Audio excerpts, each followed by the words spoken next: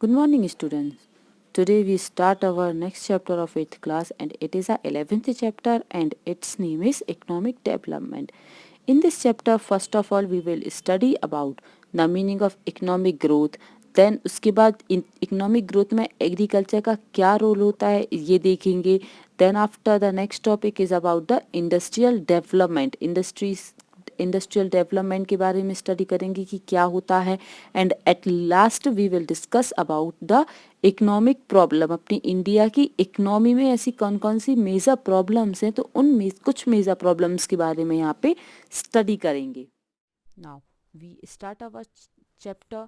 यहाँ पे बताया है कि दैट अपन अपनी डेली लाइफ में कई सारे ऐसे पीपल्स को देखते जो कि कहीं ना कहीं काम करने के लिए जाते. उसमें से कुछ लोग ऐसे रहते हैं जो कि एग्रीकल्चर फील्ड्स में या फिर खेती करने जाते हैं, कुछ फैक्ट्रीज में वर्क करते हैं, कुछ अदर सिविल सर्विसेज में जैसे कि एजुकेशन फील्ड में लाइक स्कूल में, कॉलेजेस में, कुछ ऐसे हॉस्पिटल्स में वर्क करते हैं. Some of them are busy doing the work in transportation, कुछ सिक्योरिटी फील्ड में वर्क करते हैं. ओके, तो ऐसे अलग अलग फील्ड्स में वर्क करने जाते हैं. और कुछ लोग ऐसे रहते हैं जो कि कहीं अदर प्लेस पे जॉब ना करके खुद का ही अपना एक इंडिपेंडेंट बिजनेस या फिर इंडस्ट्री सेटअप करते हैं. ओके, एंड ये सब जो वर्क देखा कि अलग अलग पीपल्स अलग अलग जगह वर्क करने जाते, वो जाते क्यों हैं? तो उनका मेन मोटिव होता है इनकम अर्न करना. ओके, कुछ ना मनी कमाना. ओके, और ये मनी अर्न करते क्यों? ताकि वो अपनी जो भी उनकी नीड्स हैं, जो भी उनकी ज़रूरत हैं, वो उन ज़रूरतों को पूरा कर सके इसी इनकम से. ओके, तो कुछ some pupils earn their livelihoods through the production and some of them by the services. Okay, कुछ pupils ऐसे जो कि अपनी लाइवलीहुड मतलब उनको अपनी लाइफ स्पेंड करने के लिए, जीवन जीने के लिए जो भी सोर्सेज होते हैं या फिर जो भी तरीका होता है उसको लाइवलीहुड कहते हैं. ओके, तो कुछ पीपल्स अपनी लाइवलीहुड्स के लिए प्रोडक्शन का वर्क करते हैं, कुछ पीपल सर्विसेज करते हैं. ओके, एंड यही जो पूरी एंटायर इनकम होती है पीपल्स की.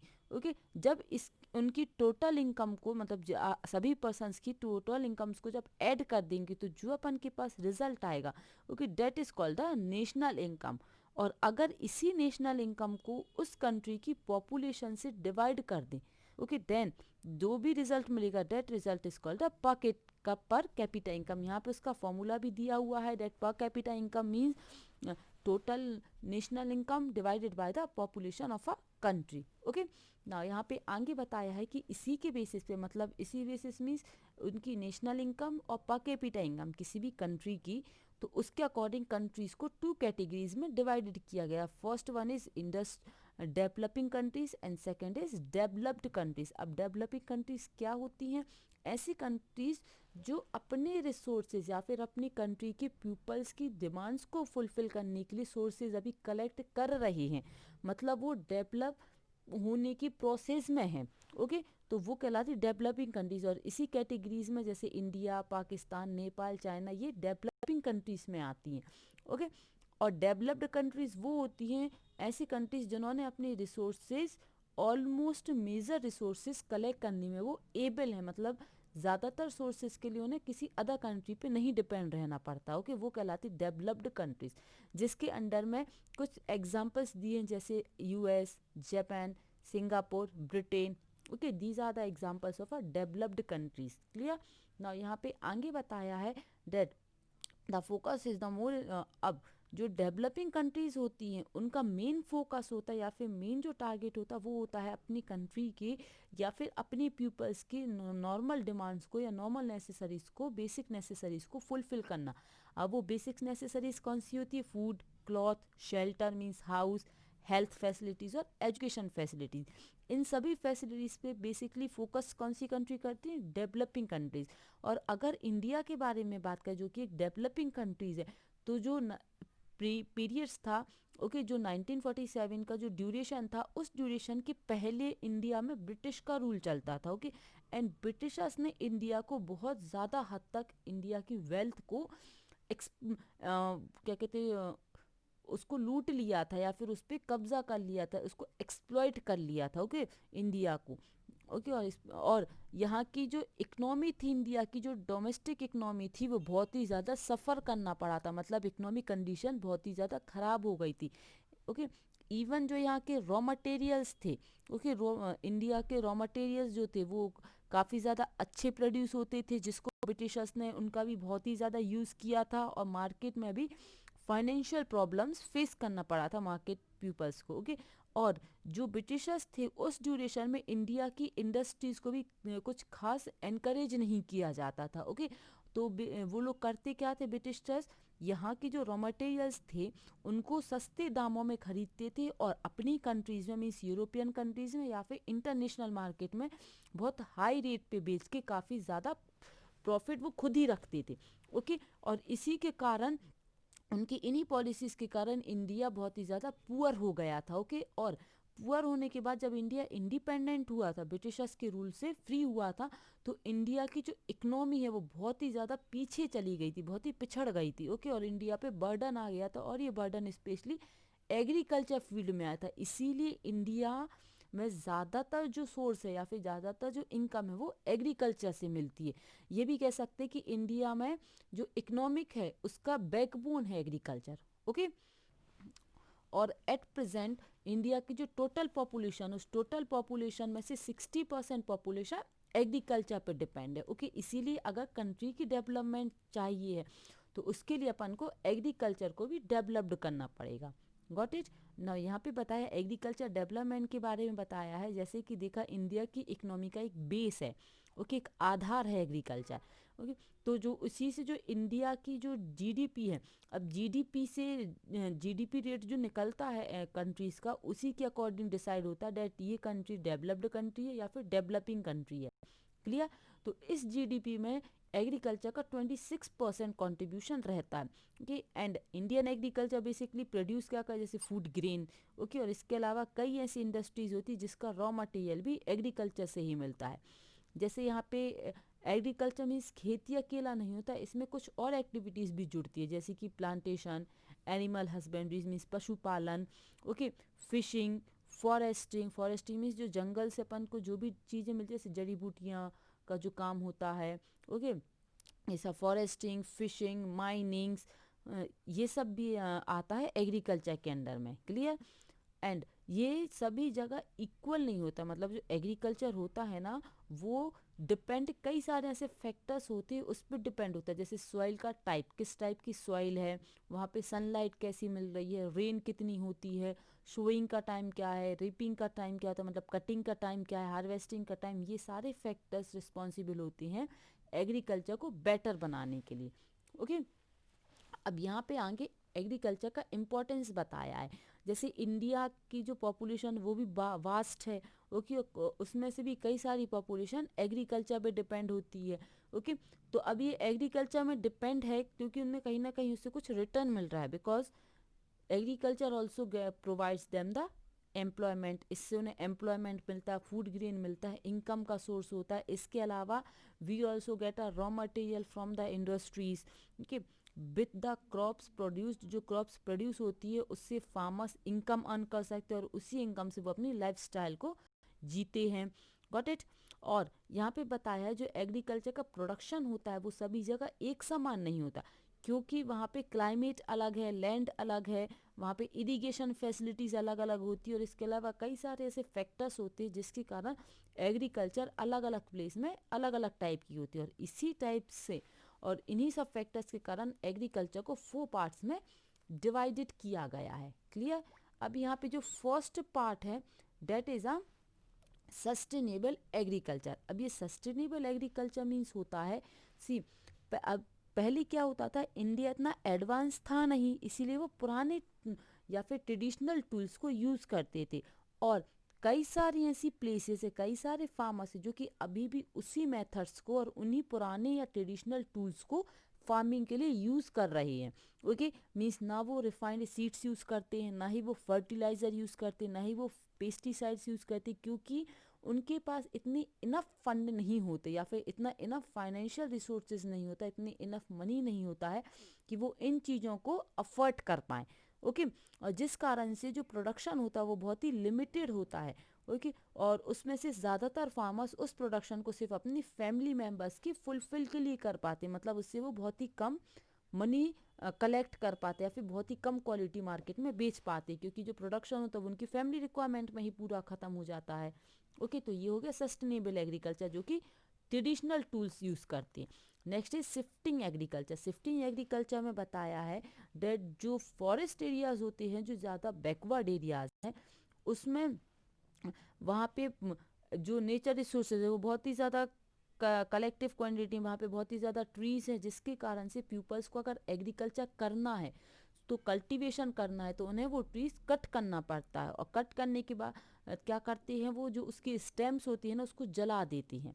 ओके, मतलब जितना उन पे कट हो रहा है वो उतना कट करते, फिर उसके बाद उन पेड़ों को, बचे हुए पेड़ों को वो जला देते हैं और उसकी रूट्स भी वहीं पे जल जाती है, जिससे वो land area clean area dry areas में बदल जाता है, जिससे वो वहाँ पे फार्मिंग करने में यूज़ करते हैं उस एरियाज को। लेकिन जो इस टाइप की एग्रीकल्चर होती है ना, मतलब शिफ्टिंग एग्रीकल्चर, इस शिफ्टिंग एग्रीकल्चर का एक ड्रॉबैक भी है, एक हार्मफुल अफेक्ट भी होता है डैट उससे लैंड की फर्टिलिटी को थोड़ा नुकसान पहुंचता है। Okay, and this type of farming has been discourage as. इससे एक तो क्या होता है, फॉरेस्ट भी कट हो रहा है, क्योंकि ये बेसिकली फॉरेस्ट को ही कट करके किया जाता है, तो एक तो फॉरेस्टिंग को मतलब एफॉरेस्टेशन अफेक्ट होता है, और साथ ही साथ जो प्रोडक्टिविटी होती है वो भी बहुत ही ज़्यादा कम होती है, और लैंड भी धीरे धीरे करके उसकी फर्टिलिटी डाउन होती जाती है। क्लियर? सेकेंड हो गया ये शिफ्टिंग एग्रीकल्चर। अब थर्ड है प्लांटेशन एग्रीकल्चर। प्लांटेशन एग्रीकल्चर के अंदर में बताया है that plantation agriculture means planting trees or a bushes which give each over a period of few years। मतलब जब अपन पेड़ वगैरह लगाते हैं ना, पेड़ों की जो खेती करते हैं, लाइक जैसे फ्रूट्स की जो होती है, अब ये जो फ्रूट्स वगैरह अपन प्लांट्स लगाते हैं फ्रूट्स के, तो वो कुछ मंथ्स में तो आते नहीं है, दे रिक्वायर्स अ फ्यू ईयर्स, मतलब उनको कुछ साल लगते हैं। ओके, कप ऑफ ईयर्स लगते हैं, मतलब कप ऑफ ईयर्स मीन्स होता है कुछ साल लगते हैं इनको ग्रो होने के लिए। ठीक है, तो ऐसे जब अपन प्लांटिंग करते हैं ट्रीज की या फिर बुशेस की, जिसको प्रोड्यूस होने में या फिर जिससे फल देने में या फिर उससे जो प्रोडक्शन होता है उसके प्रोडक्शन को कुछ साल लगते हैं। ओके, वो कहलाती plantation agriculture, and they required effort. इसमें अफर्ट भी लगता है, मेहनत लगती है, साइंटिफिक मेथड्स लगती हैं कल्टीवेशन के लिए। ओके, स्किल लगता है, मतलब अपने ऊपर क्षमता होनी चाहिए, अपने उसके बारे में जानना चाहिए कि कैसे करा जाता है। बट जो चीप लोकल लेबर्स होते हैं एंड द वाइड, इसके लिए एक तो लोकल लेबर्स लगते हैं ज़्यादा, मतलब उनके लिए ज़्यादा कॉस्ट नहीं मिलता, क्योंकि इससे जो आउटपुट होता है ना वो कुछ साल बाद होता है, इंस्टेंट आउटपुट नहीं निकलता है, कुछ मंथ में अपन को इनकम नहीं हो पाती, इसके लिए वेट करना पड़ता है। Okay, and world wide marketing facilities भी मिलती है। एंड प्लांटेशन इज दस द लार्ज यूनिट प्रोडक्शन, मतलब इससे कुछ टाइम बाद तो मिलता है लेकिन काफ़ी ज़्यादा क्वांटिटी में अपन को मिल जाता है कि सिंगल क्रॉप से ही अपन को बहुत प्रोडक्ट मिल जाता है। जैसे कि रबर की जो खेती होती है, टी की होती है, इसके अलावा फ्रूट्स की जो खेती होती है, ये आती है प्लांटेशन एग्रीकल्चर के अंडर में। Okay, even the sugar cane की भी जो होती है खेती, वो भी प्लांटेशन एग्रीकल्चर में ही आती है। Got it? अब लास्ट है इंटेंसिव एग्रीकल्चर। अब इंटेंसिव एग्रीकल्चर मीन्स होता है जब अपन मॉडर्न मेथड अडॉप्ट करते हैं, जो मॉडर्न तरीके यूज़ करते हैं एग्रीकल्चर के लिए, जैसे कि इरिगेशन फैसिलिटी, सिंचाई की सुविधा, फर्टिलाइजर्स का, पेस्टिसाइड्स का। ओके, तो फार्मर्स जो सिंगल लैंड में कई साल से जो एग्रीकल्चर करते आ रहे हैं, लेकिन उस एग्रीकल्चर को करने के लिए वो साइंटिफिक मेथड्स यूज़ करते हैं, तो उस टाइप की फार्मिंग कहलाती है intensive agriculture. Okay, this type of farm, इस टाइप की फार्मिंग में जो छोटी सी लैंड में ही बहुत ज़्यादा प्रोडक्शन हो जाता है, इनकम ज़्यादा हो जाती है। ओके, एग्रीकल्चर उसी छोटी land as compare to the sustainable agriculture. Okay, मतलब ये कह सकते हैं कि सस्टेनेबल एग्रीकल्चर और इंटेंसिव एग्रीकल्चर एकदम अपोजिट हैं। इसमें साइंटिफिक मेथड यूज़ नहीं करते हैं, और इंटेंसिव एग्रीकल्चर पूरा साइंटिफिक मेथड से ही होती है। Got it? नाउ यहाँ पे बताया है in our country various plants and food grains, like मतलब अपनी कंट्री में कई टाइप के प्लांट्स और फूड ग्रेन्स होते हैं, जैसे कि pulses, oil seeds, okay, grains और कई सारे। ओके, और कुछ कैश क्रॉप्स भी प्रोड्यूस की जाती है। इंडिया है become a self reliant in the production of food grain. India food grains के लिए सेल्फ रिलायंट है, मतलब उन्हें किसी अदर कंट्री पे डिपेंड नहीं होना पड़ता किसी भी टाइप के फूड ग्रेन्स के लिए। Okay, this self dependence is due to the plantation, ये सेल्फ डिपेंडेंस क्यों है? प्लांटेशन के कारण, इंटेंसिव एग्रीकल्चर के कारण, ओके, लेटेस्ट टूल्स यूज़ करना, हाई वैरायटी के सीड्स यूज़ करना, मैन्योर, फर्टिलाइज़र, पेस्टिसाइड्स, इन सब चीज़ों को यूज़ करने के कारण आज इंडिया एग्रीकल्चर के लिए किसी अदर कंट्री पे नहीं डिपेंड रहती है। And today we are second to the, मतलब वीट और राइस के प्रोडक्शन में इंडिया सेकेंड स्टैंड पे है, ओके, सेकेंड पोजीशन में स्टैंड है चाइना के बाद, ओके। अब यहाँ पे आपने कुछ वर्ड सुने होंगे, कैश क्रॉप। अब यहाँ पे उसका मीनिंग देखेंगे। सी क्रॉप को बेसिकली इस 3 पार्ट्स में डिवाइडेड किया गया है, kharif crop, rabi crop and cash crop. अब ये क्रॉप कहलाती क्या? खरीफ क्रॉप मीन्स होता है ऐसी क्रॉप्स जो कि उनकी शोइंग स्टार्ट होती है जून जुलाई के टाइम पे, मतलब जैसे ही रेनी सीजन शुरू होता है ना, तो रेनी सीजन के टाइम की जो क्रॉप होती है ना, वो खरीफ क्रॉप कहलाती है, ओके। जून जुलाई के टाइम में इनकी क्रॉपिंग शुरू होती है और सितंबर अक्टूबर के टाइम में ये कटाई हो जाती है, मतलब इनकी हार्वेस्टिंग हो जाती है। तो जो रेनी सीजन की क्रॉप्स होती है they are called the kharif crop. Example जैसे राइस, मेज, मिलट्स, ठीक है, कॉटन, ये होती है खरीफ क्रॉप। अब रबी क्रॉप होती हैं जैसे ठंड का सीजन, मतलब जो विंटर सीजन्स में जो क्रॉप ग्रो होती हैं, ओके, मीन्स अक्टूबर नवंबर के टाइम पे इनकी सोइंग शुरू होती है और जैसे ही ठंड जाती है मीन्स मार्च अप्रैल के टाइम पे इनकी हार्वेस्टिंग शुरू हो जाती है। मतलब जो विंटर सीजन्स की क्रॉप होती है या कॉल्ड रबी क्रॉप, जैसे कि wheat, barley, gram, mustard, oil seeds, okay, ये हैं basically rabi crops, okay. Now अब थर्ड क्रॉप आती है कैश क्रॉप। अब कैश क्रॉप का मीनिंग होता है ऐसी क्रॉप्स जिसका use as a raw material, मतलब मटेरियल करते हैं, मीन्स जो इंडस्ट्रीज के लिए रॉ मटेरियल की तरह काम में आती हैं। मतलब इनका मेन मोटिव होता है मार्केट में बेचना, कैश जनरेट करना, ओके। मतलब इनका अपन डायरेक्ट यूज़ नहीं कर सकते। जैसे यहाँ पे वीट है, ग्रो किया, कट करके लाए खेत से, उसको फिर अपन को जैसे यूज़ करना अपन यूज़ कर सकते हैं। लेकिन बाकी जो क्रॉप्स होती है जैसे कि सोयाबीन, कॉटन, इनको अपन डायरेक्ट तो ले नहीं सकते कि टी, आज टी का प्लांट लगाए उसमें से तोड़ी और चाय बना ली, ऐसा तो होता नहीं है। या कॉफ़ी भी, इनको कुछ प्रोसेस से गुजरना पड़ता है। मतलब ये इंडस्ट्रीज़ में जाती हैं पहले, फिर इंडस्ट्रीज से प्रोसेस होके अपने पास आती हैं, ओके। मीन्स ऐसी क्रॉप्स जो कि इंडस्ट्रीज के रॉ मटेरियल की तरह काम में आती हैं, वो क्रॉप कहलाती हैं कैश क्रॉप। क्लियर?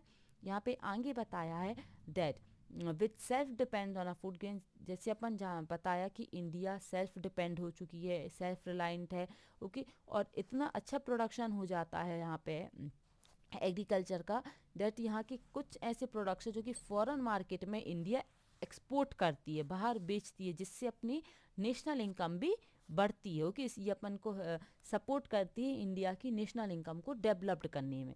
क्लियर? तो इसीलिए एग्रीकल्चर को डेवलप करना भी ज़रूरी है, ताकि अपनी नेशनल इनकम और साथ ही साथ अपनी कंट्री की इकोनॉमी और भी ज़्यादा बेटर हो सके।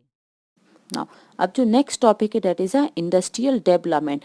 अब यहाँ पे इंडस्ट्रियल डेवलपमेंट के बारे में देखेंगे that in fact the developed country should not only the self reliant food grain but they should be sound to export too. मतलब जो डेवलप, ये तो देखा अपन ने डेवलपिंग कंट्रीज में बेसिक एग्रीकल्चर क्यों ज़रूरी है। अब यहाँ पे बताया है कि जो डेवलप्ड कंट्रीज होती हैं वो कंट्रीज भी फूड ग्रेन्स के लिए सेल्फ रिलायंट नहीं, बल्कि उनमें उनको वो एक्सपोर्ट भी करने में केपेबल होती हैं, ओके। क्योंकि वहाँ पे इंडस्ट्रीज जो होती है वो बहुत ही ज़्यादा अच्छी बिल्टअप हैं, ओके।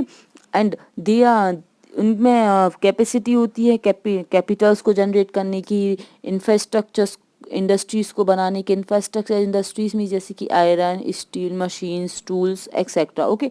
एंड जो रॉ मटेरियल वो प्रोड्यूस करते हैं फिर से जो प्रोसेसिंग करते हैं वो भी बहुत ही ज़्यादा अच्छी होती है, क्योंकि वो अच्छी टेक्नोलॉजीज अडॉप्ट करते हैं।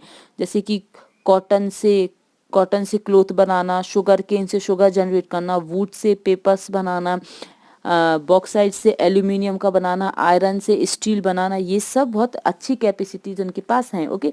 और जो economic capacity of the country is judged by the किसी भी कंट्री की जो इकोनॉमिक कैपेसिटी होती है कि whether that country is economically good और द वीकन, ओके। तो ये कैपेसिटी जज की जाती है किसी भी कंट्री की मैन्युफैक्चरिंग से, मतलब इंडस्ट्रीज की जो कंडीशन है उस इंडस्ट्री की कंडीशन के अकॉर्डिंग कंक्लूड करेगा डेट वो कंट्री कैसी है, इसकी इकोनॉमिक कैपेसिटी कैसी है, ओके। सो द और साथ ही साथ इंडस्ट्रीज लोगों को पॉपुलेशन प्रोवाइड कर पॉपुलेशन को एम्प्लॉयमेंट प्रोवाइड करती, मतलब कई सारे लोगों को रोजगार देती है, और साथ ही साथ इंडस्ट्रीज पे जो लोग डिपेंड है ना, और ज़्यादातर पीपल अगर डिपेंड रहेंगे तो एग्रीकल्चर, सॉरी, जैसे कि इंडिया में ज़्यादातर पीपल एग्रीकल्चर पे डिपेंड है, जितने ज़्यादा लोग एग्रीकल्चर पे डिपेंड रहेंगे एग्रीकल्चर में, उतना ही ज़्यादा बर्डन बनता जाएगा। तो उस बर्डन को रिमूव करने के लिए इंडस्ट्रीज हेल्प करती है, क्योंकि अगर इंडस्ट्रीज भी खुलेंगी जितनी ज़्यादा, तो लोगों के पास एक अलग अदर सोर्स रहेगा, एक दूसरा ऑप्शन रहेगा मनी अर्न करने का। ओके, तो एग्रीकल्चर पे जो डिपेंडेंस है या फिर जो बर्डन है, वो बर्डन भी कम हो जाएगा। Okay, so the industrial development begins the prosperity for the peoples. Automatically जब लोगों पर बर्डन कम होगा एग्रीकल्चर पे, लोगों को और भी अपॉर्चुनिटीज मिलेगी, तो उनके डेवलपमेंट के चांसेस भी बढ़ जाएंगे। ओके, एंड द इंडस्ट्रीज को इसी अकॉर्डिंग इंडस्ट्रीज को अलग अलग पार्ट में डिवाइडेड किया गया है, जैसे कि small scale industries, large scale industries, private sectors, public sectors, joint group, joint industries, cooperative industries. Okay, ऐसे अलग अलग पार्ट में डिवाइड किया गया है। तो इसी के अकॉर्डिंग इसको टू ग्रुप्स में बना है, that industries has been classified into the two groups on the basis of a use of raw material.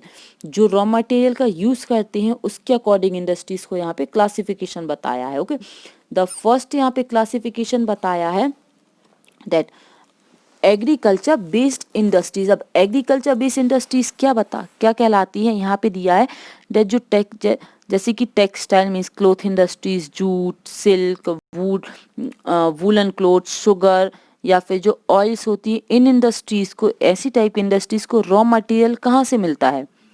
Obviously agriculture से। मीन्स ऐसी इंडस्ट्रीज जो अपने रॉ मटेरियल के लिए एग्रीकल्चर पर डिपेंड होती हैं, तो वो कहलाते हैं एग्रीकल्चर बेस्ड इंडस्ट्रीज। जैसे कि कई सारे सेंचुरीज तक अपन पता भी है दैट इंडस्ट्री जो इंडिया है, इंडिया का जो एग्रीकल्चर, वहाँ पे जो कॉटन्स और सिल्क के जो फाइबर्स होते हैं वो बहुत ही ज़्यादा अच्छे होते हैं। यूरोपियन मार्केट में इसकी बहुत ही हाई डिमांड होती है, और इंडिया जो यूरोपियन कंट्रीज़ हैं, ओके, या फिर जो वेस्टर्न कंट्रीज़ है जैसे कि US, Britain, Russia, France, okay, या इन कंट्रीज में बहुत ही ज़्यादा एक्सपोर्ट भी करती हैं। Okay, even in Nepal, Singapore, Sri Lanka, Africa, in countries में भी इंडिया ये रॉ मटेरियल्स को एक्सपोर्ट करती है। Raw materials means specially cotton और सिल्क फाइबर्स को। Okay, and the cotton mills are located in mostly in the, अब ये कॉटन मिल्स ज़्यादातर कहाँ पे इंडिया में? महाराष्ट्र, गुजरात, वेस्ट बंगाल, उत्तर प्रदेश, मध्य प्रदेश, तमिलनाडु। ओके, यहाँ पे ज़्यादातर इंडस्ट्रीज एग्रीकल्चर बेस्ड इंडस्ट्रीज या फिर इस टाइप के एक्सपोर्ट करने में आगे हैं ये states. Okay, jute and jute goods are the second major industries in the India. Okay, तो इंडस्ट्रीज की अगर इंडिया में जो इंडस्ट्रीज हैं उसकी अगर रैंकिंग करें तो जूट या जूट के जो गुड्स बनते हैं वो सेकेंड पोजिशन में। ओके, एंड वूलन क्लोथ्स जो वूलन क्लोथ्स है वो इंडिया में ज़्यादातर पंजाब, महाराष्ट्र, उत्तर प्रदेश, गुजरात, हरियाणा एंड राजस्थान में ग्रो होते हैं। और ये जो woollen clothes from the India are exported in many countries. India से वूलन क्लोथ्स कई अदर प्लेसेस पे भी भेजे जाते हैं। और जो शुगर का प्रोडक्शन होता है इंडिया में वो सेकंड पोजीशन में उसके अकॉर्डिंग, और मध्य प्रदेश, उत्तर प्रदेश और महाराष्ट्र में ही शुगर मिल्स सबसे ज़्यादा हैं। ओके, इसके अलावा शुगर मिल्स के लिए आंध्र प्रदेश एंड गुजरात भी बहुत ही फेमस है। ये तो हो गया एग्रीकल्चर बेस्ड इंडस्ट्रीज। ओके, अब सेकंड है मिनरल बेस्ड इंडस्ट्रीज। अब मिनरल बेस्ड इंडस्ट्रीज क्या होती है, नेम से ही समझ में आ रहा है, ऐसी इंडस्ट्रीज जो अपने रॉ मटेरियल के लिए मिनरल्स पे डिपेंड होती है। ओके, यहाँ पे दिया भी such industries based on the raw material, अपने रॉ मटेरियल के लिए किस टाइप की मिनरल्स पे डिपेंड होगी, जैसे कि iron, steel, cement, chemicals. Okay, तो ये इंडस्ट्रीज कहलाती हैं मिनरल बेस्ड इंडस्ट्रीज। अब इंडिया में जो फर्स्ट आयरन स्टील इंडस्ट्री वो सेटअप कहाँ पे हुई थी? पोर्टो नोवा में, इन तमिलनाडु। ओके, तमिलनाडु में एक प्लेस है पोर्टो नोवा, वहाँ पे हुई थी। और किस ईयर में? ईयर 1830 में। ओके, एंड ये तो थी फर्स्ट इंडस्ट्री, लेकिन जो मॉडर्न इंडस्ट्री थी, okay, modern iron steel industry, this is a first iron steel industry. Okay, but ये ज़्यादा टाइम तक नहीं चल पाई थी, क्योंकि इनके जो मेथड्स होते थे, जो मशीन्स एंड इक्विपमेंट्स यूज़ करते थे वो इतने ज़्यादा इफेक्टिव नहीं थे, इसलिए ये ज़्यादा टाइम तक नहीं चल पाई थी क्योंकि इसको बंद करना पड़ा था। उसके बाद जो first modern iron steel plant setup हुआ था that is in Jamshedpur, okay, Jharkhand में एक प्लेस है जमशेदपुर, वहाँ पे हुई थी और ये हुआ था ईयर 1907 में, ओके।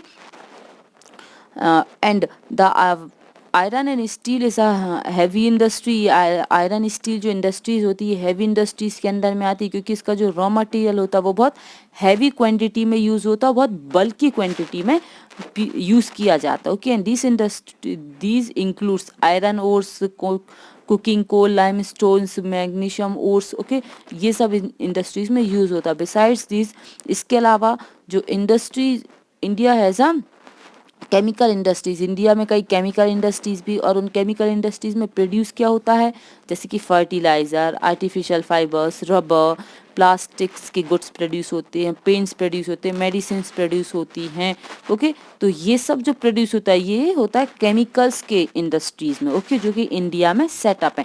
इसके अलावा इंडिया में ट्रांसपोर्टेशंस के जो इक्विपमेंट्स होते हैं, ओके, वो ट्रांसपोर्टेशन इक्विपमेंट्स भी यहाँ पे प्रोड्यूस किए जाते हैं इंडिया में, जैसे कि engines, coaches, motor vehicles, okay, aeroplanes के पार्ट्स, शिप्स वगैरह भी बिल्ड की जाती है यहाँ पे, ओके।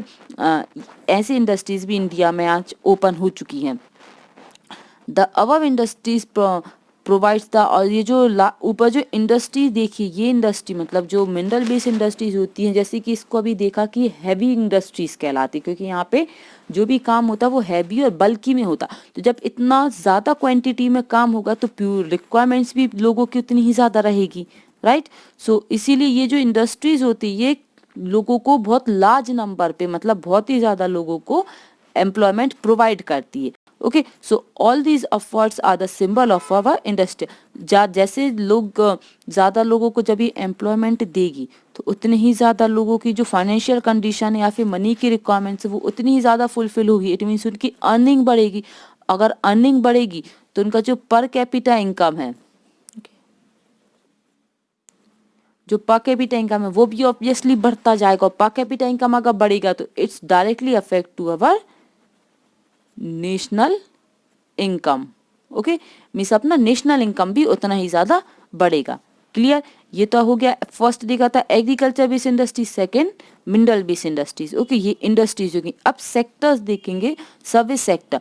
अब सर्विस सेक्टर मीन्स नाम से ही समझ में आ रहा ऐसा सेक्टर जिसमें सर्विसेज होती, जैसे कि information, IT, information technology, banking, insurance, financial institutes, okay, farmer service sector, ये सब मिलके सर्विस सेक्टर्स बनाते हैं। And India is one of the leading country of the world in a software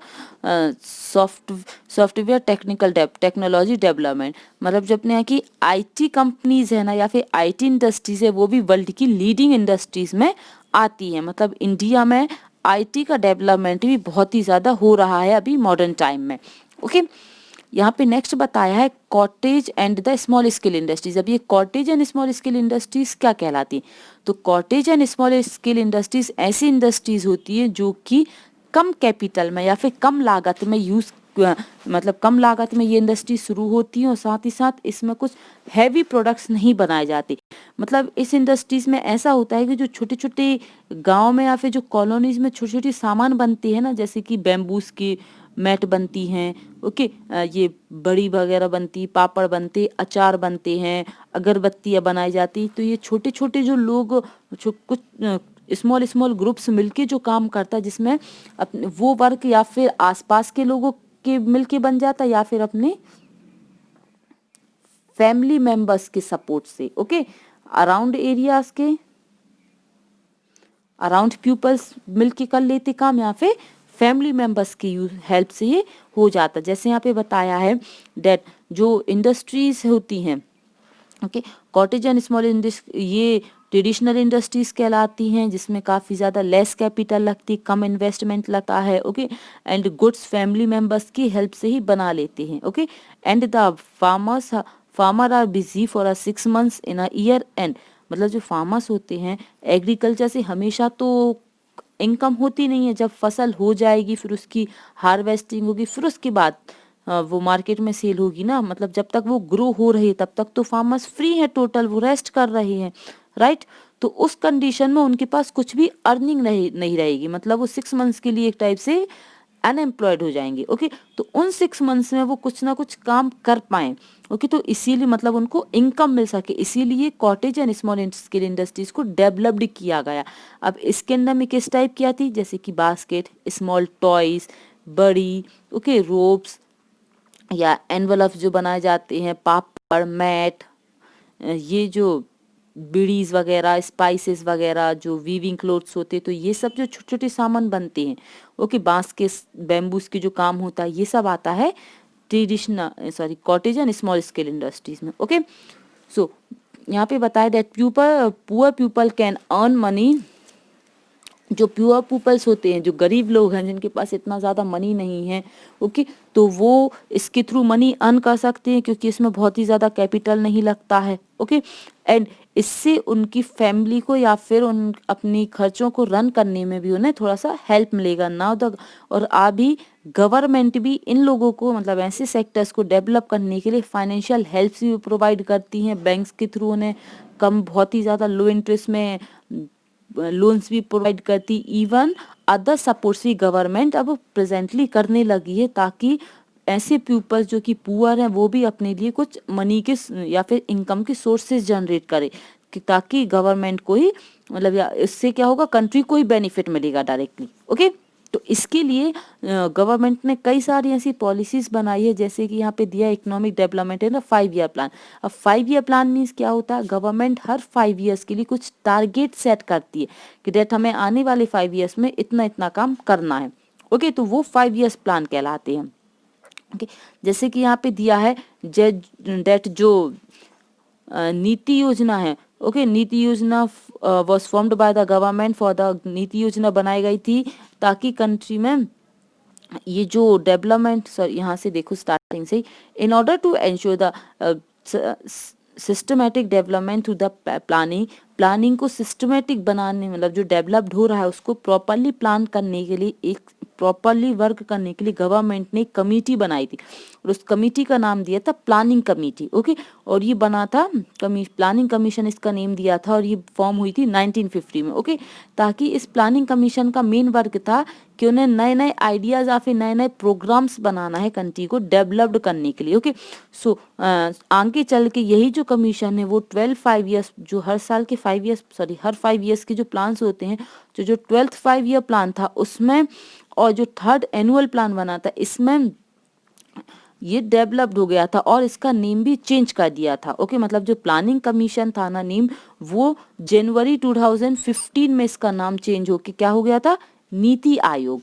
okay, ये नीति आयोग जो नेम है ये न्यू नेम है, और इसका ओल्ड नेम क्या है, प्लानिंग कमीशन। और ये प्लानिंग कमीशन कब बनी थी, 1950 में।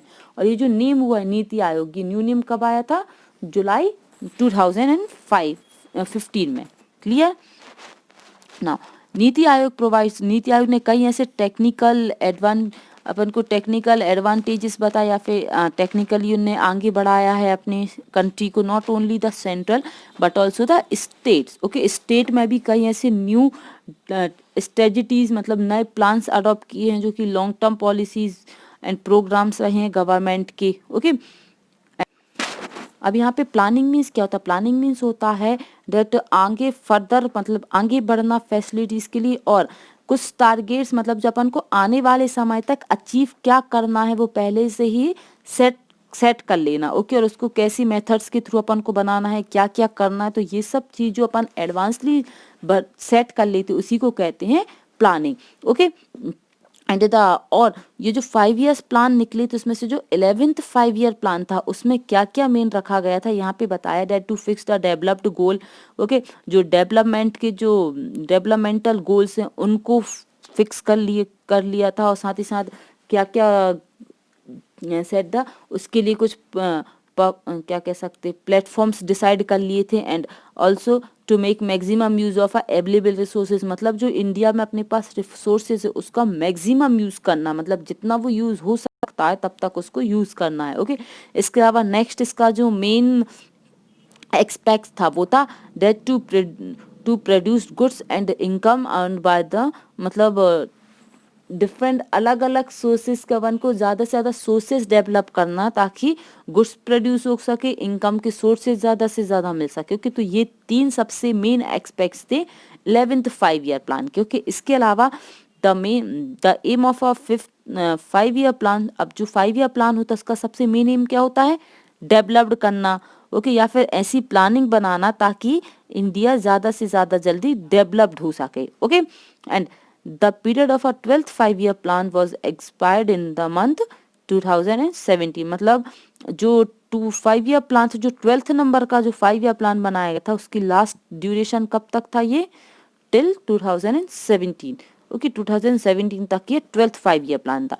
और इसी के अंडर में, मतलब यही जो 5 ईयर प्लान्स बनते, इन्हीं के अंडर में अलग अलग स्कीम्स और अलग अलग गवर्नमेंटल पॉलिसीज एंड फैसिलिटीज दी जाती है। ओके, जिसके अंडर में एक यहाँ पे बताया गया है दैट किसान क्रेडिट कार्ड योजना। अब ये किसान क्रेडिट कार्ड योजना फार्मर्स की इकोनॉमिक कंडीशन को सुधारने के लिए बनाई गई थी। ये बैंक्स के ये स्टार्ट हुई थी ईयर 1998 1999, मतलब ये फाइनेंशियल ईयर में हुई थी 1998 99 को। ओके, और इसके अंदर में सबसे मेन था दैट गवर्नमेंट को जो खेती करने के लिए जो पैसे की जरूरत पड़ती थी, अब उनके पास इतना फंड होता नहीं था कि वो ट्रेडिशनल जो मॉडर्न मेथड यूज कर सके, मॉडर्न टूल्स, इरिगेशन फैसिलिटी कर सके यूज। They required money. तो उनकी जो मनी की जरूरत थी उसको गवर्नमेंट ने बैंक्स के थ्रू फुल कम उस रिक्वायरमेंट को पूरी करने की कोशिश की थी, जिसके अंदर में उनको शॉर्ट टर्म लोन दिए जाते थे, वो भी काफ़ी ज़्यादा कम इंटरेस्ट पे। ओके, मतलब उनको उतना ब्याज नहीं देना पड़ता था, हाई रेट पे नहीं। उसके लिए उन्होंने कार्ड इशू किए थे, जिससे वो उस कार्ड की लिमिटेशन सेट करके उतना वो बैंक से क्रेडिट ले सकते, उतना वो उधार ले सकते हैं बैंक के थ्रू। ओके, ताकि उनको और हेल्प मिल सके, और साथ ही साथ उनकी क्रॉप का भी इंश्योरेंस करना स्टार्ट हो गया था। मतलब इन केस अगर कुछ नेचुरल कैलेमिटीज आ जाती या फिर नेचर ने उनका सपोर्ट नहीं किया एग्रीकल्चर कंडीशंस का, मीन जैसे अचानक से बहुत ज़्यादा बारिश हो गई, या बहुत ही ज़्यादा वेदर कोल्ड हो गया, या बहुत ही ज़्यादा गर्मी पड़ गई, तो इस केस में क्रॉप फसल खराब हो जाती है। तो उसका इंश्योरेंस भी कराया गया था इसी योजना के अंडर में। ओके, एंड इसके अलावा जो insurance facilities is available to the farmers also. Okay, farmers को भी इंश्योरेंस फैसिलिटीज दी गई थी। ये तो था किसान क्रेडिट कार्ड योजना। अब नेक्स्ट था क्रॉप इंश्योरेंस स्कीम। ये स्कीम्स भी निकाली गई थी क्योंकि कंट्री में देखो नेचर जो है वो एक फिक्स तो कांस्टेंट तो है नहीं कि हमेशा ऐसा रहेगा, it will always change. Okay, और वो कब कैसे चेंज हो जाता we do not know, and even we do not have a control on them. Okay, तो इसी नेचुरल कैलेमिटीज या फिर नेचर चेंज होने के कारण, कभी अचानक बहुत ही एडवांस रेनफॉल होने के कारण, या फिर एकदम सूखा पड़ने के कारण, कुछ भी रीजन से अगर क्रॉप को कुछ नुकसान पहुंचा, ओके, तो उसका इंश्योरेंस स्कीम निकाली गई थी ताकि फार्मर्स को डैमेज ना सफर करना पड़े। उसका कुछ अमाउंट गवर्नमेंट अपनी तरफ से उन्हें देगी। ओके, ताकि वो अपनी आने वाली फसल को ग्रो कर पाए। ओके, और एग्रीकल्चर में भी एनकरेजमेंट हो, मतलब एक फार्मर्स को भी थोड़ा सा सपोर्ट मिले।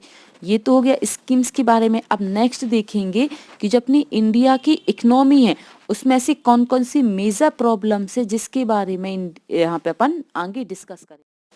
इसके अंदर में बताया है कि जो अपनी इंडियन इकोनॉमी थी, ओके, वो एंशियंट टाइम में बहुत ही ज़्यादा अच्छी थी। मींस इंडिया फाइनेंशियली इंडिपेंडेंट था, किसी अदर कंट्री या फिर किसी आउटर सोर्स पे नहीं डिपेंड होना पड़ता था। इवन जो इंडस्ट्रीज थी जैसे कि पोल्ट्री इंडस्ट्रीज या मेटल्स की या बिल्डिंग्स की इंडस्ट्रीज, वो भी बहुत एडवांस स्टेज में थी at a time of a Indus valley civilisation. Means Indus valley civilisation के टाइम पे। और जैसे जैसे मिडिवल पीरियड आ रहा था, ओके, तो इंडिया का जो सिल्क का प्रोडक्शन था वो बहुत ही ज़्यादा हाई डिमांड पे था, स्पेशली ना European Roman countries. Okay, means जो यूरोप एंड रोमन साइड्स की जो कंट्रीज थी वहाँ पे सिल्क की इतनी ज़्यादा डिमांड थी कि वहाँ के पीपल्स इंडियन सिल्क को गोल्ड के वेट में इक्वल सेल करने पे रेडी थे। मतलब अगर सिल्क वो 4 kg ले रहे हैं तो इस 4 kg सिल्क का कॉस्ट वो 4 kg गोल्ड से पे करने के लिए रेडी थे। ठीक है, इतनी ज़्यादा इंडियन सिल्क की डिमांड थी ओके।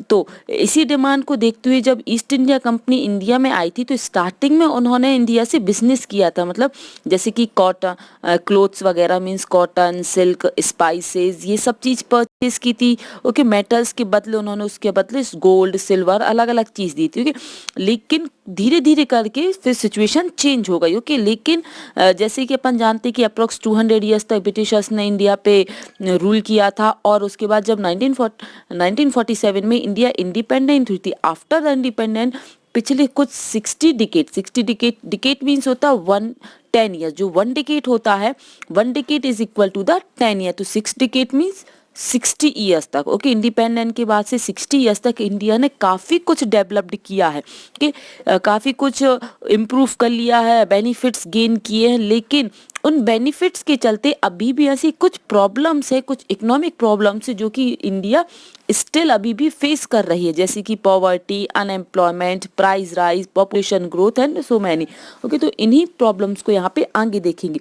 यहाँ पे सबसे फर्स्ट प्रॉब्लम दी है पॉपुलेशन ग्रोथ। पॉपुलेशन मीन्स सभी जानते कि अब ये देखेंगे प्रॉब्लम कैसे, जैसे कि इंडिया में पॉपुलेशन बहुत ही ज़्यादा रैपिडली इंक्रीज हो रही है। ओके, इंडिपेंडेंट के बाद से अप्रोक्स अगर ईयर वाइज देखें तो जो 1951 ईयर था उसमें इंडिया की पॉपुलेशन लगभग 36 करोड़ प्यूपल्स थी। ओके, 36 करोड़ प्यूपल्स थे इंडिया में, लेकिन 2011 में आते आते ये 36 से 121.6 करोड़ पीपल हो गए। मतलब बहुत ही ज़्यादा डिजास्टर और मतलब जब मैंने सोचा नहीं था इतना ज़्यादा गैप आ गया था। ओके, और ये जो पॉपुलेशन जो इंक्रीज हुई थी उसका सबसे मेन जो कॉजेस है, ओके, वो जैसे poverty, illiteracy, desire to have a male child in a family, child marriage. Okay, तो ये ऐसी कुछ रीजन है जिसके कारण पॉपुलेशन इतनी ज़्यादा बढ़ गई है। ओके, पॉवर्टी कैसे, जब मतलब लोग जब गरीब रहते उनके पास इतना प्रॉपर नॉलेज होता नहीं है कि पॉपुलेशन कंट्रोल करना क्यों ज़रूरी है, they do not have the enough awareness. Okay, and और अगर वो पुअर है so they are not able to get the education also, so they do not know the importance of family planning, कि कम मेंबर होना कितना ज़रूरी है, क्यों ज़रूरी है। ओके, एंड जो फैमिलीज थोड़ी सी केपेबल होती भी हैं फाइनेंशियली थोड़ी बेटर होती, तब भी वो रिस्पॉन्सिबल होती पॉपुलेशन को बढ़ाने में। क्यों? क्योंकि उनमें फैमिली में कुछ ऐसे मेंबर्स होते हैं जिनको मेल चाइल्ड चाहिए अपनी फैमिली में। ओके, मतलब उस मेल चाइल्ड के चक्कर में उनकी फैमिली में नंबर्स ऑफ पॉपुलेशन या नंबर ऑफ मेंबर्स बढ़ते जाते हैं। ओके, एंड जो नेक्स्ट दिया है चाइल्ड मैरिज, जल्दी मैरिज हो, जब किसी की भी जल्दी मैरिज हो जाती है तो इस कंडीशंस में उनकी फैमिली मेंबर्स भी जल्दी बढ़ने लगते हैं। ओके, सो ये सब जो रीजंस बताए इससे बहुत सारी प्रॉब्लम्स फेस कर रहे इंडिया, जैसे कि सिर्फ लैंड जो इंडिया का एरिया है। ओके, इंडिया का एरिया तो लिमिटेड है, वो तो नहीं बढ़ा, लेकिन पॉपुलेशन बढ़ती जा रही है। अब जब एरिया उतना ही है तो इससे जो प्रोडक्शन होता है, ओके, जो प्रोडक्शन होता वो भी उतना ही रहेगा, right. Okay, means requirement day by day बढ़ती जा रही है, लेकिन जो प्रोडक्शन हो रहा है वो एक कांस्टेंट है, फिक्स है। ओके, तो इसी के कारण जो एग्रीकल्चर पे डिपेंड है पीपल, उस पे बर्डन बढ़ता जा रहा है, मतलब लैंड पे और भी ज़्यादा बर्डन होता जा रहा है कि वो इतनी पूरी पॉपुलेशन की फूड की डिमांड्स को कंप्लीट कर पाए। ओके, जिसके लिए वो सॉइल की जो फर्टिलिटी उसको अफेक्ट करते जा रहे हैं, डिफॉरेस्टेशन मतलब फॉरेस्ट को कट करते जा रहे हैं। इसके अलावा कई ऐसी और भी डिमांड्स है जिसके कारण फॉरेस्ट कट हो रहे हैं या फिर लैंड को बैड इफेक्ट पहुंच रहा है। जैसे कि जैसे जैसे पॉपुलेशन बढ़ रही है वैसे वैसे रोड्स की डिमांड बढ़ रही है, मतलब रोड भी कंस्ट्रक्ट ज़्यादा हो रहे हैं, कॉलोनीज बन रही हैं, हॉस्पिटल्स बन रहे हैं, पोस्ट ऑफिस या फिर बिल्डिंग्स, अलग अलग डिपार्टमेंट्स का कंस्ट्रक्शन हो रहा है। ओके, क्योंकि उन पीपल्स को रहने के लिए जगह कम होती पड़ती जा रही। ओके, इसके अलावा जब लोग बढ़ते जाएंगे तो ऑब्वियसली जब इन सब चीज़ों की डिमांड बढ़ेगी ट्रांसपोर्टेशन भी बढ़ेगा, और उसी ट्रांसपोर्टेशन के लिए रेलवे जो एयरपोर्ट्स है वो कंस्ट्रक्ट हो रहे हैं, बस स्टेशन कंस्ट्रक्ट, और कई सारे अलग नेटवर्क्स भी, कम्युनिकेशंस के नेटवर्क्स भी बन रहे हैं। ओके, जिसके कारण लैंड या फॉरेस्ट कट हो रहा है। अदर देन दैट हाउसेज या ब्रिक्स बनाने के लिए भी काफ़ी ज़्यादा सॉइल का या लैंड एरिया का यूज़ हो रहा है, एंड और देन एनिमल ग्रेजिंग भी बढ़ती जा रही है, और एनिमल ग्रेजिंग के साथ साथ लैंड्स को भी बहुत ही ज़्यादा यूटिलाइज करने लगे बाय द पीपल। ओके, और इन्हीं सब के कारण जो फॉरेस्ट कट हो रहा है, ओके, बहुत सारे कई साल तक कई ऐसे हेक्टर्स, लैक ऑफ हेक्टर्स है जो कि एरिया साफ हो चुके हैं, वहां से पेड़ काट दिए गए हैं, और उसी के कारण सॉइल का इरोजन भी ज़्यादा होने लगा। इरोजन मीन्स होता moving of a soil from one place to another place. Okay, तो उसी के कारण जब रेन या फिर हैवी रेनफॉल हो जाती है या फ्लड आ जाता है, तो ये जो सॉइल होती है वो वाटर अपने साथ फ्लो करके ले जाता है, जिससे उसकी फर्टिलिटी खराब हो जाती है। क्लियर? ये तो हो गया पॉपुलेशन के कारण प्रॉब्लम। अब नेक्स्ट जो इशू इंडिया को फेस करना पड़ रहा है इकोनॉमिक को, that is a poverty. Poverty means होता क्या है? पॉवर्टी ऐसी सिचुएशन होती है जिसमें पीपल अपनी जो बेसिक डिमांड्स होती means food, cloth, shelter, education, health, इन चीज़ों को अपने लिए और अपनी फैमिली मेंबर्स के लिए गेन करना उन्हें प्रॉब्लम हो जाए, मतलब या फिर वो उसको अफोर्ड ना कर सके। ठीक है, तो ये सिचुएशन कहलाती पॉवर्टी। ओके, पॉवर्टी बहुत नेगेटिवली, क्योंकि ये पीपल्स की लाइफ में तो अफेक्ट करती, साथ ही साथ उनकी हेल्थ पे भी अफेक्ट करती है। Okay, and in man it is a it may be a possible that few pupils in our neighborhood, मतलब ये पॉसिबल है कि अपने आसपास भी ऐसे कई लोग होंगे, अपन देखते भी होंगे डेली लाइफ में कि कुछ ऐसी फैमिलीज हैं जो कि अपने लिए या फिर अपनी फैमिली के लिए 2 टाइम का खाना भी नहीं इकट्ठा कर पाते, है ना। एंड ऐसी फैमिलीज में जो चिल्ड्रंस होते हैं वो भी माल न्यूट्रिशन होते हैं। न्यूट्रिशन मीन्स होता है कुपोषण, मतलब उनकी बॉडी में प्रॉपर प्रोटीन, कैल्शियम या विटामिन्स की इतनी प्रॉपर क्वांटिटी नहीं होती है। ओके, जिसके कारण वो फिजिकली वीक हो जाते हैं। Okay, even they do not have a proper clothes, उनके पास कपड़े भी नहीं होते ढंग के, ना ही वो इतने पैसे होते हैं कि वो फैमिली अपनी चिल्ड्रंस को स्कूल भेज सके, ना ही वो प्रॉपर उनको हेल्थ फैसिलिटी दे सकते हैं। ओके, सो जो कुछ ऐसे इकोनॉमिक्स हैं, कुछ ऐसे स्पेशल पर्सन्स हैं जो कि उन ऐसी फैमिलीज को या फिर ऐसे मेंबर्स को सोसाइटी के जो कि पॉवर्टी को फेस करते हैं, उनको वो विक्टिम ऑफ पॉवर्टी बोलते हैं।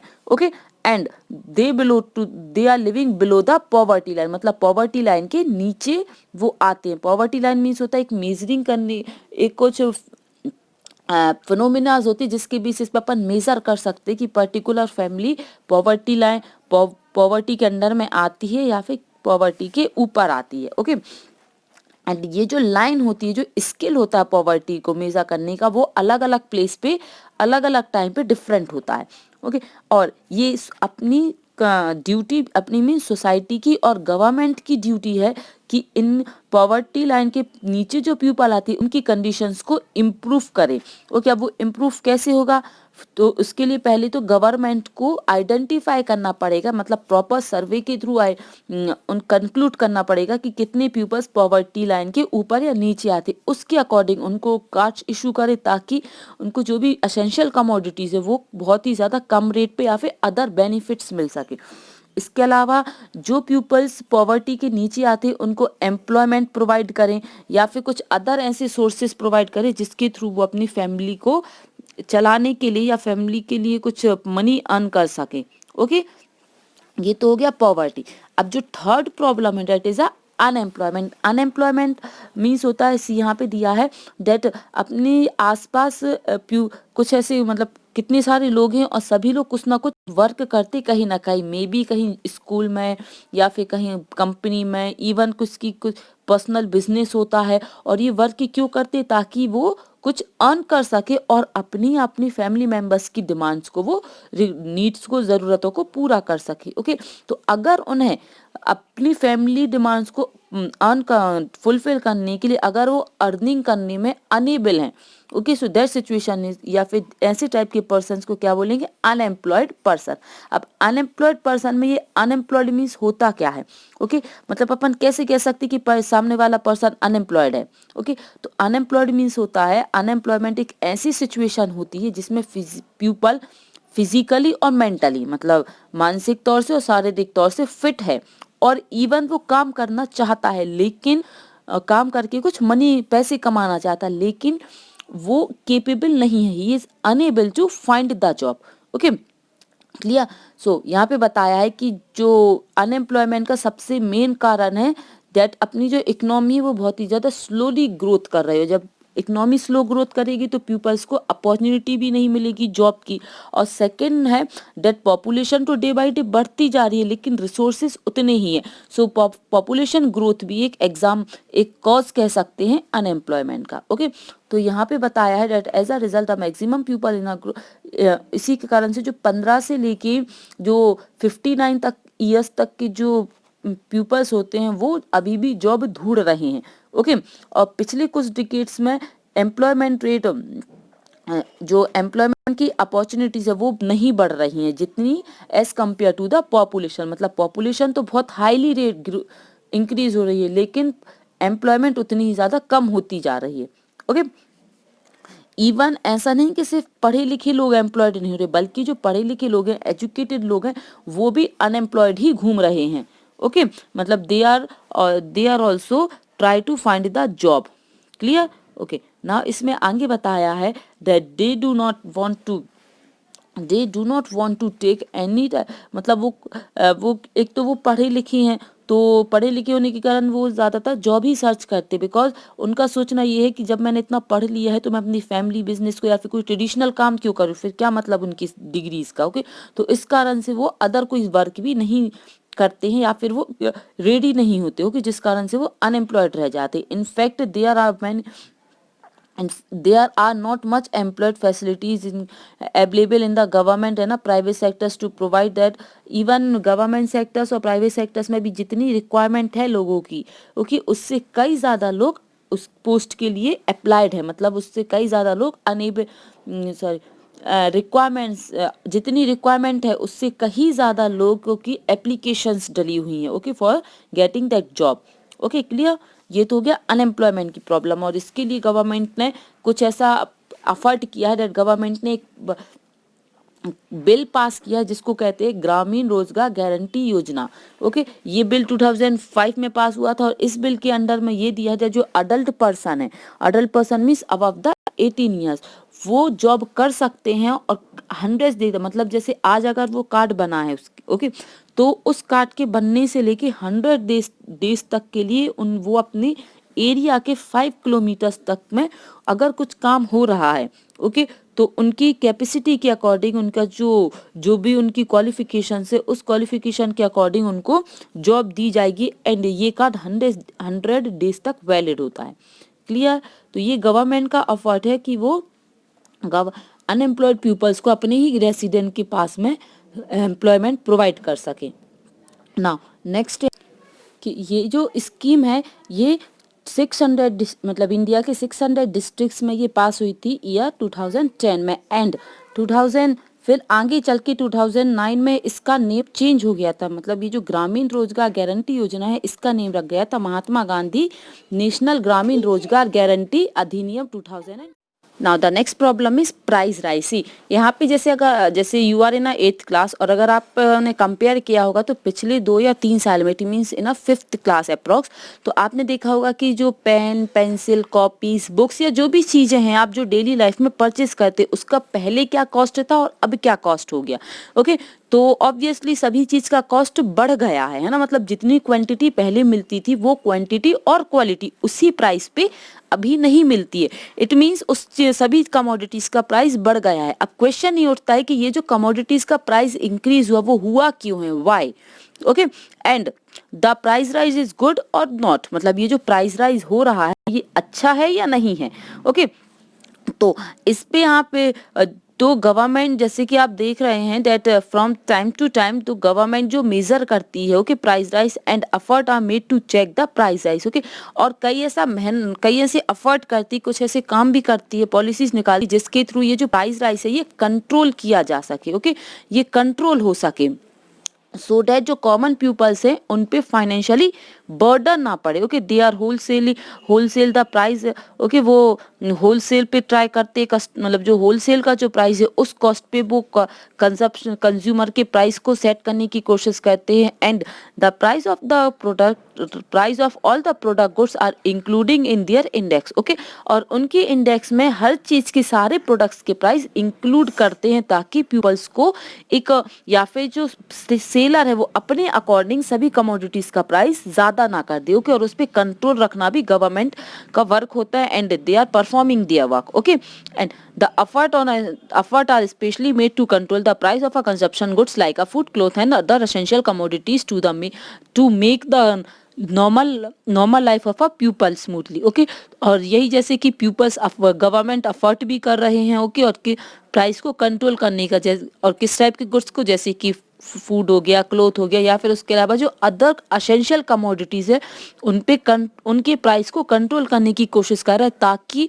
जो नॉर्मल पीपल्स हैं उनकी लाइफ स्मूथली और आराम से चल सके। Okay, and the continue and uncontrol price rise lead, और जो लगातार जो प्राइस बढ़ रहा है उससे कई सारे प्रॉब्लम्स क्रिएट हो रही, जैसे कि पुअर और भी ज्यादा पुअर। एक तो वो पुअर हैं, उनके पास वैसे इतना इनफ फंड नहीं है कि वो उनको अफोर्ड कर पाए, ऊपर से प्राइस बढ़ने के कारण वो और भी ज्यादा पुअर होते जा रहे हैं। Okay, and sometime the traders, मतलब कुछ टाइम कई बार जो ट्रेडर्स होते हैं जो बेचते हैं, ओके, वो भी ज्यादा प्रॉफिट अर्न करने के चक्कर में इलीगल मेथड्स के थ्रू प्राइस को इंक्रीज कर देते हैं। And if their ideas are enough, और अगर यही वो फूड की कंडीशंस में करते हैं तो उससे बहुत ही बड़ी प्रॉब्लम क्रिएट होती है, स्पेशली जो पुअर सेक्शंस होते हैं उनके लिए। क्लियर, ये तो हो गया प्राइस राइज की प्रॉब्लम। अब ये जो लास्ट प्रॉब्लम यहाँ पे दी है that is a corruption.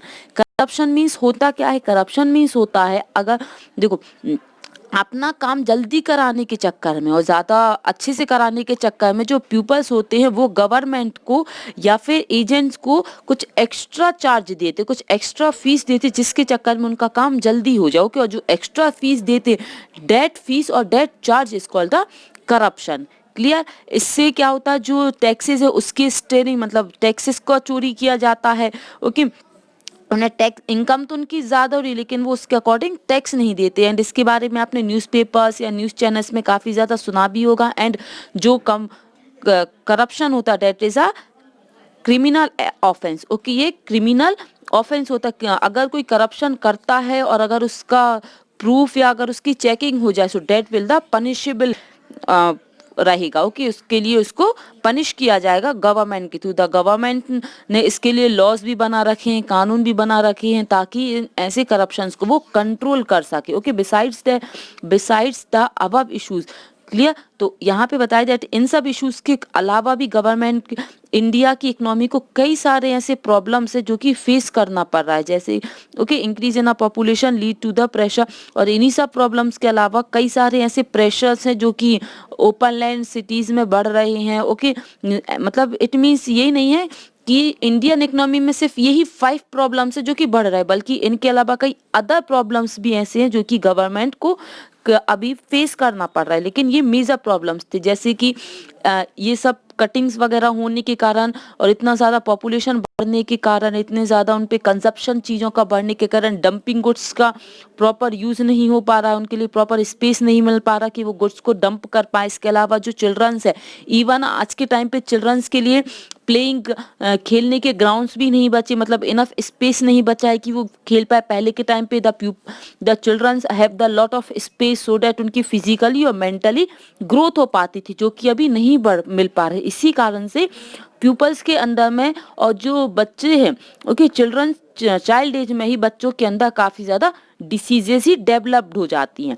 Okay, so this is all about the economic problem which is facing by our country. So thank you, that's all about this chapter.